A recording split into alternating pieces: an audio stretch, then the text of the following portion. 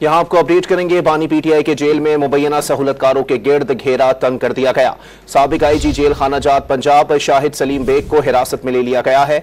Adiala jail के साबिक deputy superintendent Zafar और डीआईजी रावलपिंडी के दफ्तर से एक सुपरिटेंडेंट से भी पूछगछ शुरू कर दी गई है। मजीद जानते हैं डॉट न्यूज के नुमाइंदे वसीम रियाज से। वसीम, बताइएगा ये तहकीकात का दायरा जो है वो कितना वसी किया जाएगा?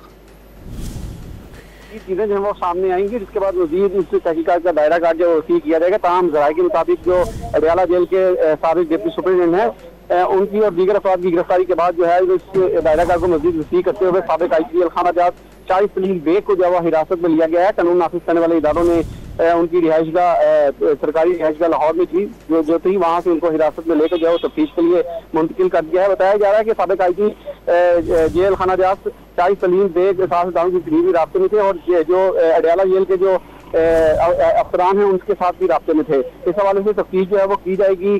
शाहिद बेग के हवाले से बताया जा रहा है कि वो 5 साल कबल ही आईजी जेल खाना जात रहे और बानी पीटीआई की गिरफ्तारी से पहले ही जो है वो रिटायर हो चुके हैं।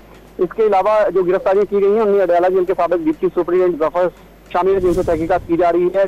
डीआई जेल रावलपिंडी के दफ्तर से भी एक ऑफिसर सुपरिटेंडेंट नाजम अली शाह को भी हिरासत में लेकर पूछगछ की जा रही है। डिप्टी सुपरिटेंडेंट मोहम्मद अकरम के अदली को भी हिरासत में ले लिया गया है। अडियाला जेल का एक वार्डर और हेड वार्डर भी देर हिरासत हैं। इन तमाम से पूछगछ की जा रही है, जिसके बाद मजीद गिरफ्तारियां भी मुतवक्किल हैं। जी, बहुत शुक्रिया वसीम रियाज अपडेट करने के लिए।